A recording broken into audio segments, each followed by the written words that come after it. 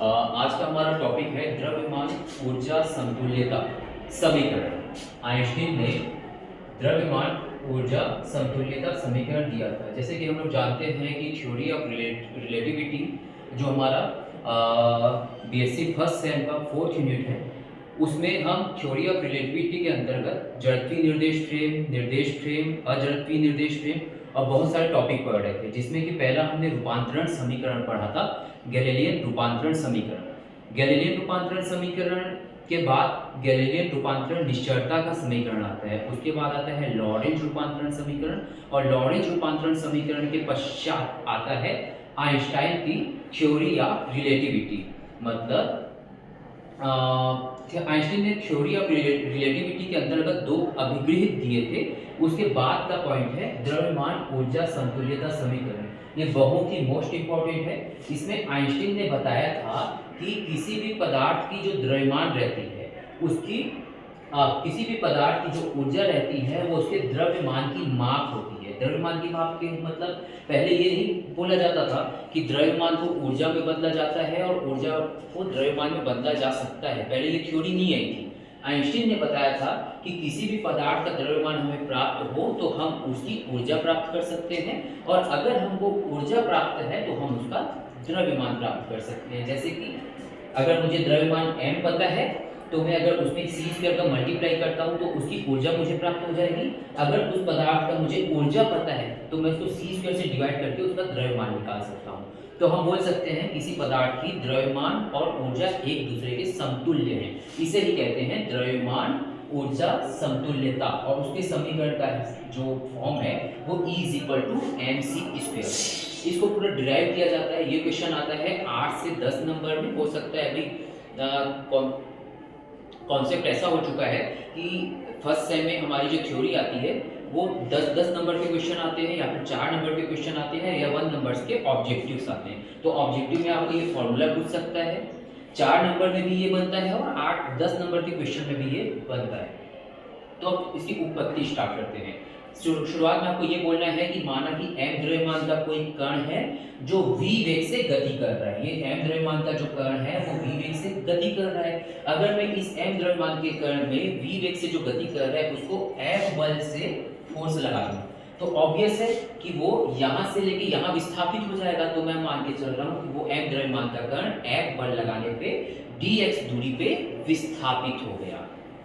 तो क्या हुआ, m द्रव्यमान का कण चल रहा था v वेग से, मैं इस पे फोर्स लगा दिया F, तो सीधी सी बात है वो इसकी गतिज ऊर्जा में वृद्धि कर देगा और यहाँ से उसको किसी दूसरे स्थान तक पहुंचा देगा। तो जो मैंने बल लगाया वो उसकी गतिज ऊर्जा में उसने वृद्धि कर दी। तो गतिज ऊर्जा में वृद्धि बराबर d की, पहले जो भी उसकी गतिज ऊर्जा रही होगी उसमें F बल लगाने से उसकी गतिज ऊर्जा में वृद्धि हो गई। तो dk=dw, जो गतिज ऊर्जा में जो बल लगाने पे हम कार्य कर रहे हैं वही कार्य उसकी गतिज ऊर्जा में वृद्धि के बराबर होता है। तो गतिज ऊर्जा में वृद्धि बराबर लगाए गए बल द्वारा किया गया कार्य बराबर होता है बल गुणित विस्थापन। तो हमने बल F लगाया है और उसमें विस्थापन dx हुआ है, तो F dx। ओके, अब हम जानते हैं न्यूटन की गति के द्वितीय नियम से F क्या होता है, dp/dt। लगाया गया बल संवेग में परिवर्तन की दर के बराबर होता है। तो इस F को मैं क्या लिख सकता हूँ, dp/dt लिख सकता हूँ, और मुझे पता है p बराबर क्या होता है, mv। तो मैं क्या लिख सकता हूँ, d/dt mv। F विस्थापन बटे समय बल गुणित विस्थापन बराबर किया गया कार्य, बल का मान होता है संवेग में परिवर्तन बटे समयांतराल, तो dp/dt, p की जगह पे mv। तो ये शॉर्टकट में लिखा है, अगर आप चाहो तो ये पूरे को यहाँ पे थोड़ा सा 2 लाइंस अपनी बढ़ा सकते हो अगर 10 नंबर में क्वेश्चन आता है तो। ओके, अब ये dx, अब मैं क्या कर रहा हूँ, प्रथम पद द्वितीय का अवकलन, द्वितीय पद प्रथम का अवकलन, उसके बाद dx को ब्रैकेट खोल दो, दोनों में मल्टीप्लाई कर दो, तो क्या हो जाएगा, m dv/dt into dx plus v dm/dt into dx। अब मुझे पता है कि dv/dt क्या होता है और dm/dt क्या होता है। तो अगर मैं यहां पर देखूं कि dx बटे dt विस्थापन बटे समयांतराल बराबर होता है वेग, तो मैं इसको v लिख सकता हूं। तो ये क्या हो जाएगा m v dv, वही है यहाँ पे m v dv। अब यहाँ पे फिर देखिए यहाँ पे v है, यहाँ dm बटे dt है, तो मैं इसको क्या कर सकता हूँ, सॉरी dx बटे dt है, फिर से मैं इसको dx बटे dt को वेग बना सकता हूँ। विस्थापन बटे समयांतराल बराबर वेग होता है, तो ये v हो गया, ऑलरेडी यहाँ पे v था, तो v into v v square into dm हो जाएगा। मतलब मैंने क्या प्राप्त कर लिया है, d के बराबर dw, कार्य बराबर बल गुणित विस्थापन, बल गुणित विस्थापन को मैंने t के सापेक्ष अवकलन करते हुए हल करते गया, तो मुझे एक समीकरण ये प्राप्त हो गया। पहली बात ये। अब लॉरेंट रूपांतरण समीकरण में ये कहता था कि जब कोई वस्तु आपेक्षिकीय वेग से गतिशील है, मतलब वो इतनी अधिक वेग से गतिशील है जिसकी हम प्रकाश की चाल से तुलना कर सकते हैं। प्रकाश की चाल कितनी होती है, 3×10⁸। अगर कोई भी कण इस चाल के बराबर, प्रकाश की चाल के बराबर तो किसी की चाल हो ही नहीं सकती, लेकिन अगर उसके तुलनीय चाल, मतलब इससे कम चाल में भी वो चल रही है, तो इसको हम बोलते हैं आपेक्षिकीय वेग। तो जैसे हम जानते हैं कि जब कोई कण, जैसे मान लो ये मार्कर m द्रव्यमान का है, अगर यहाँ से यहाँ चला जाएगा तो भी वो m द्रव्यमान का ही रहेगा, लेकिन अगर ये प्रकाश की चाल के तुलनीय चाल से चलेगा, मतलब इसकी स्पीड इतनी ज्यादा होगी कि उसकी प्रकाश की चाल से तुलना कर सकते हैं, तो इसका द्रव्यमान मैं मानूंगा m0 है, और जब इतनी स्पीड से चलेगा तो उसका द्रव्यमान m हो जाता है, मतलब बढ़ जाता है। तो कितना बढ़ जाता है, इसका सूत्र ये निकला है, इसका भी आगे व्यंजक है। तो m = m0 विराम अवस्था में द्रव्यमान, और जब ये स्पीड में चलता है तो उस अवस्था में द्रव्यमान। m = m0 बाई √1 - v² बटे c²। ये इसकी वेग v होगी, बहुत स्पीड से चल रहा है, और c से उसकी तुलना की जा रही है। तो ये सीधा व्यंजक को तुमको उठाना है। उसके बाद क्या करना, तिर्यक गुणा किए, तो ये m तिर्यक गुणा करके दोनों पक्षों में वर्ग किया हुआ है, तो m0² हो गया, ये इधर आने की वजह से m² और अंडर इसका हट गया। उसके बाद आप लोग इसको तिर्यक गुणा कर लेना, c² माइनस v² बटे c², नीचे का c² इधर मल्टीप्लाई होगा, m0² c² हो जाएगा। तो इसको आपको हल करना है, और एक प्रकार से इसी समीकरण को दो वर्गमूल हटा के हल किया गया, और हमको समीकरण 2 प्राप्त हुआ। अब देखते हैं समीकरण 2 प्राप्त हुआ। अभी समीकरण 2 लाया क्यों, ये पहला स्टेप था और ये दूसरा स्टेप है। दूसरे स्टेप में कुछ नहीं, ये सूत्र को लिया, रूट को हटाया, पक्षांतर किया। अब दोनों पक्षों में समीकरण 2 का आंशिक अवकलन कर रहे हैं। आंशिक अवकलन करने के बाद क्या आएगा, हम जानते हैं c क्या होता है, कांस्टेंट होता है, होता है नहीं होता है, c कांस्टेंट होता है। तो मैं दोनों पक्षों में आंशिक अवकलन कर रहा हूँ, m² तो क्या हो जाएगा, 2m हो जाएगा, और साथ में dm। समझ रहे हो क्या बोल रहा हूँ, m² का, क्योंकि c क्या है, कांस्टेंट है ना, उसका आंशिक अवकलन करोगे तो c² क्या आ जाएगा, कॉमन करके बाहर आ जाएगा, c² तो c² रहेगा, m² का करना है तो हम क्या करेंगे, m² 2m² dm हो जाएगा। फिर माइनस, न तो m कांस्टेंट है न तो v कांस्टेंट है, तो एक बार m वाले का होगा और एक बार v वाले का होगा। कैसा होगा, m² है वहां भी, तो इसका क्या होगा, 2m dm और v²। प्रथम पद का किए हो, दूसरे पद को वैसे ही रखे, दूसरे पद का करोगे तो प्रथम पद का वैसे ही रखोगे। तो m² को वैसे ही रख देते हैं द्वितीय पद को, और v² का करोगे तो 2v dv हो जाएगा = 0। अब क्या किया है, यहाँ पर क्या किया है, जो कैंसिल हो रहा है उसको कटा दिया, 2 एंड 2 कैंसिल हुआ, m कैंसिल हुआ, m कैंसिल हुआ, और इधर का स्क्वायर कैंसिल हुआ।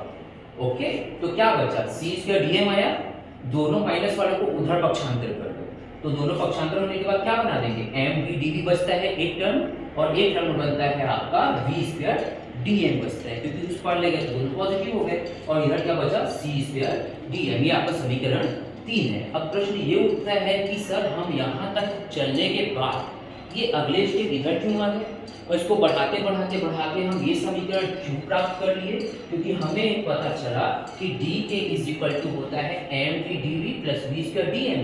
फिर जब मैंने इसको पूरा हल किया तो मुझे भी प्राप्त हो गया mv dv plus v square dm। अब मैं दोनों समीकरण की तुलना कर सकता हूँ। यहाँ इसके बराबर dk आ रहा है और यहाँ पे इसके बराबर c स्क्वायर dm आ रहा है। तो मैं डायरेक्ट लिख सकता हूँ समीकरण 1 और 3 की तुलना करने पे dk is equal to c square dm। dk मतलब गतिज ऊर्जा में वृद्धि। अब कण जब dx दूरी पे विस्थापन हो रहा है तो उसकी गतिज ऊर्जा में वृद्धि कितनी आ रही है? dk आ रही है। लेकिन जब ये कण की पूरी गतिज ऊर्जा में वृद्धि में निकालूं तो इसका मुझे क्या करना पड़ेगा? समाकलन करना पड़ेगा। तो मैं dk मुझे प्राप्त हो गया, मुझे dk नहीं सीधा k निकालना है, कुल गतिज ऊर्जा में वृद्धि। तो मैं मान के चल रहा हूं कि ये कण पहले 0 वेग में था, 0 वेग में था। जब इसने v वेग प्राप्त कर लिया तो जब ये 0 वेग पे था तो उसका द्रव्यमान m0 था। जब ये v वेग प्राप्त कर लिया तो इसका द्रव्यमान m हो गया, मतलब बढ़ गया।